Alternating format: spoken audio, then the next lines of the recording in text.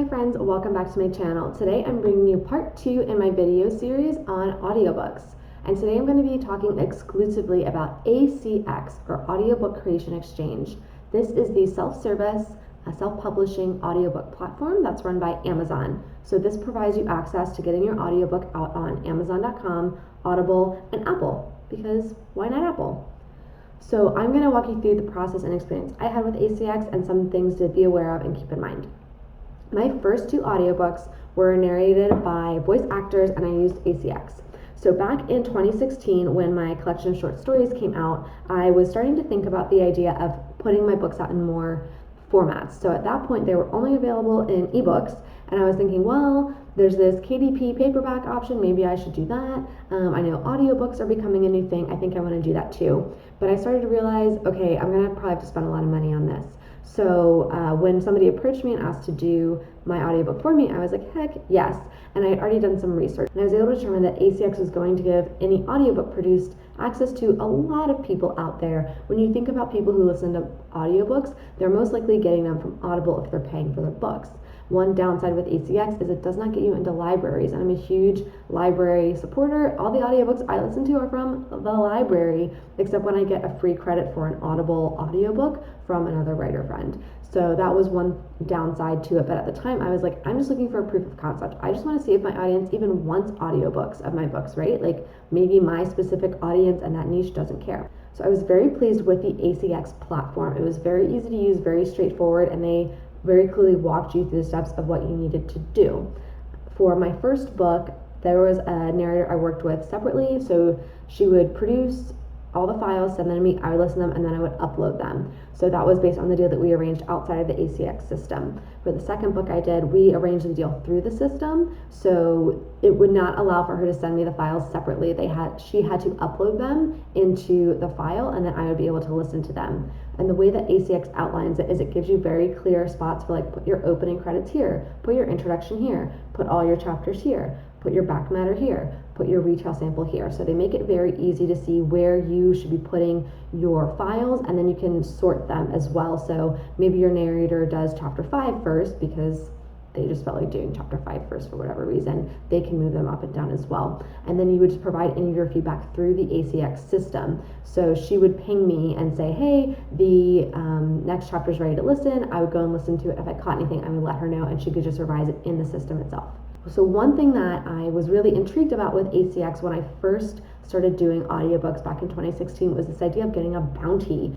I had heard a lot about people who were making a lot of money doing audiobooks by getting bounties. And so a bounty is effectively if you have an audiobook that's available through Audible, Amazon, or Apple through ACX, if that person purchases your audiobook as part of their first time getting an Audible subscription and they stay logged on to the system, you will get a bounty for effectively bringing that person into the Audible ecosystem. So it's an affiliate program, but they just called it bounties. And everybody was so excited. People were making money hand over fist on their bounties. I have made 1 bounty.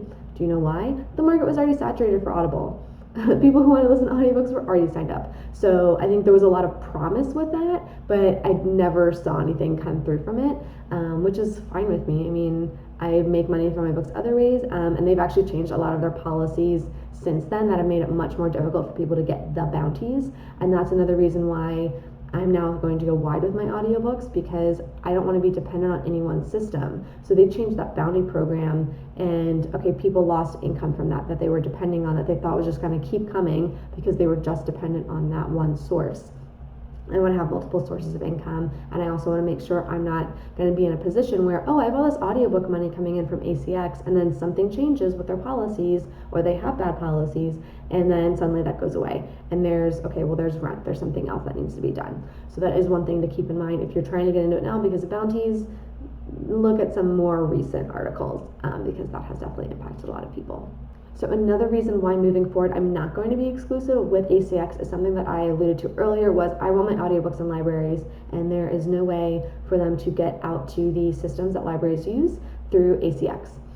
That's just a fact of the matter. So that's a real bummer, but I do want to make sure libraries have access to my books. I want more people to be able to read my books and learn about my characters and things like that. So there's something else I've noticed of late. So when you are going through ACX, you have multiple different ways that somebody can purchase your audiobook. They can buy it outright. They can pay whatever the list price is from Amazon, which, by the way, Amazon sets. You have no control over what your price is. I think it's based on the file size. So you're taking up room on the Amazon servers. They're saying that it should be X amount based on the time.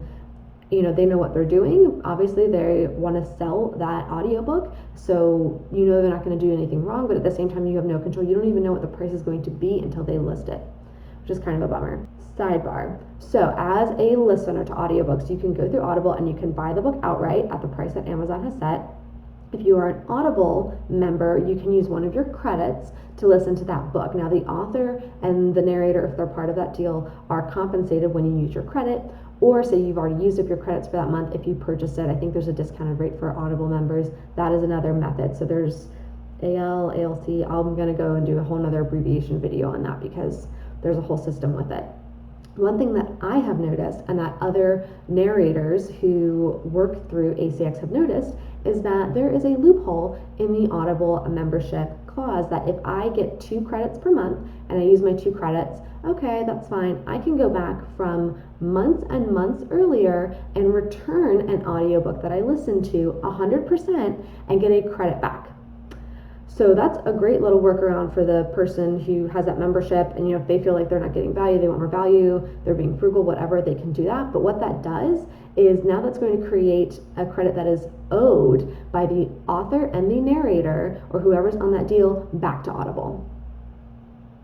Yes. So that means if you had a huge launch one month, say November was the launch for your audiobook, you had a huge launch, things went well, 6 months later, you could see negative charges on your Audible ACX account if enough people went and returned their book after fully listening to it to get their credits back for later. And this is something Amazon is aware of, and they have not announced any plans to fix this loophole. So that is another reason I will not be exclusive with ACX anymore. I totally understand why they would have that policy. It's easier for them customer service wise to say if somebody wants to return it for whatever reason, they can do it, but it's hurting the people who are creating content for their platform for them to even sell. And that's something that I don't like, that Amazon isn't giving away to say, hey, if you truly didn't enjoy that audiobook or if it was bad quality, yes, you should be able to return it and get a credit back for that. I absolutely agree. But if there are clearly people who are serial offenders where every month they're returning all these books just so they can get more credits, that should be flagged, because then they're gaming the system and the authors and the narrators and the content creators are being penalized because of that. So that is one thing that I'm not a fan of with ACX, so I won't be using that moving forward. Okay, so this was my pros and cons of using ACX for self-publishing your audiobook. Again, it's easy to use. It does get you out onto Amazon and Audible and Apple, gets you a wide range of retailers and people who listen to audiobooks to get your audiobook in front of. They were really the first, so they have a lot that they can provide. They have a very easy to use system, but there are some negatives to going with them, of not having full access of their current policies that I'm not in love with. I hope you found this helpful as you're deciding what methods and what platforms you're going to be using for developing your audiobook. If you have found this helpful, please give this video a thumbs up and click subscribe and ring the bell. That lets YouTube know that you got value from this video, and then it can get this video in front of other authors like us. I hope you have a great rest of your day, and now you can get back to writing or narrating your book.